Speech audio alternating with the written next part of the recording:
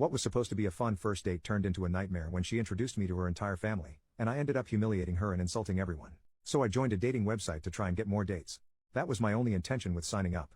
I have been working too much for 2 years at my new job, and I just wanted to get out there in the dating world and have a good time. I got an email and set up a date with this girl. It's my 5th date from the site, and it's been fun. But this one girl was like one of those love at first sight moments when we met at a restaurant. I saw her and she was perfect. I tried to play it cool, but I felt like I could just cut ties with all the girls I've dated prior and just commit to her. Physically, she was everything I could ever ask for and exactly my type. Her personality seemed about a 10 out of 10. About 30 minutes into sitting down, we didn't even order because we were just talking and connecting so well. The chemistry was as good as it was with my first true love when I was 13. It was perfect, sparks were flying. I thought I was done and ready to commit here. But then she tells me to forget about ordering food, let's go somewhere else, and she has this idea. She won't say much and I like surprises, so I didn't ask much. We jumped in my car and drove to this restaurant about 20 minutes away, kind of out of town. It was halfway up a mountain near a ski resort. I'm familiar with the area, so no big deal. What is the worst that can happen?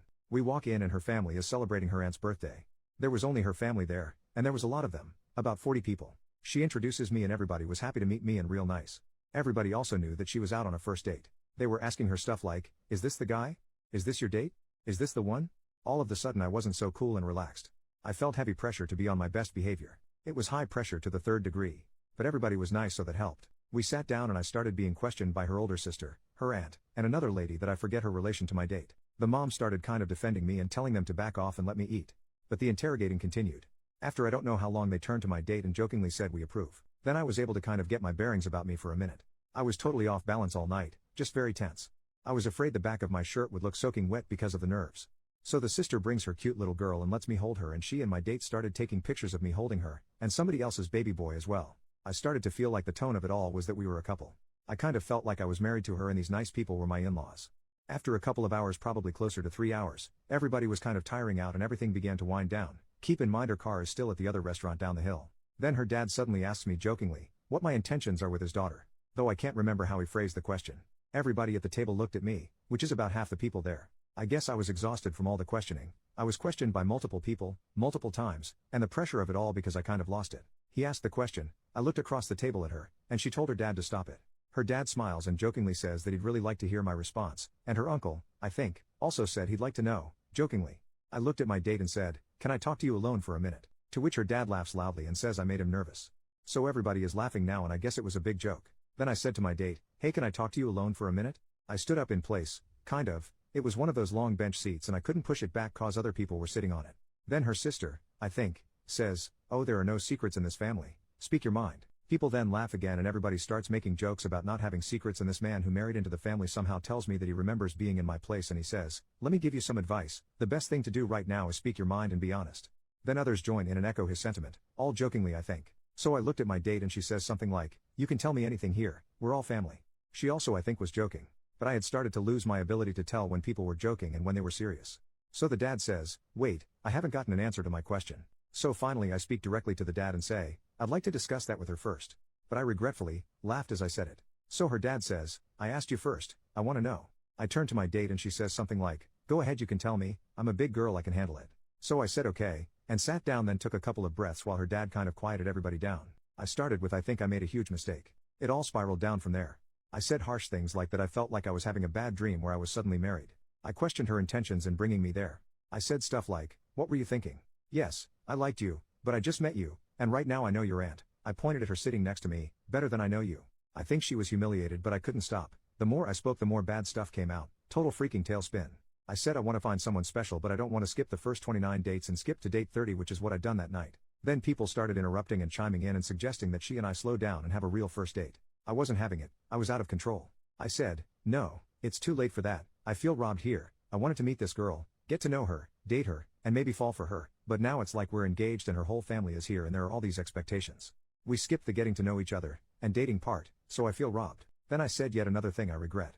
I said it's a huge red flag, with an emphatic gesture, that I asked for a minute alone with you to talk, and this is what I got instead. I added something like you're all great and a great family, but the lack of certain boundaries is a huge red flag for me. I would never let my relationship become family business.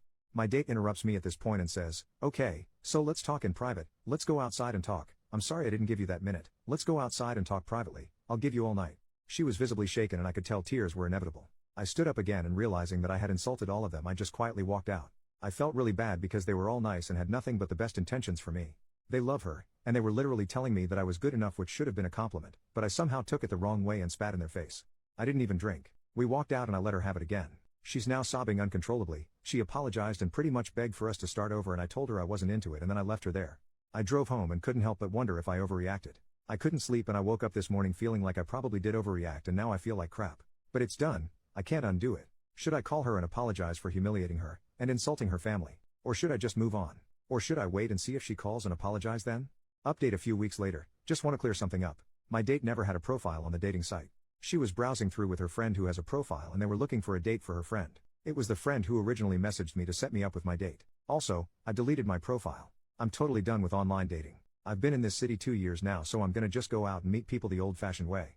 It just feels less risky somehow. I know this is gonna disappoint many of you, but I decided to speak with her. The very day I posted here was the day immediately after our date. That same evening she called me, but I didn't answer because I was in the shower, so she sent me a text that said, "Do you hate me too much to talk to me?"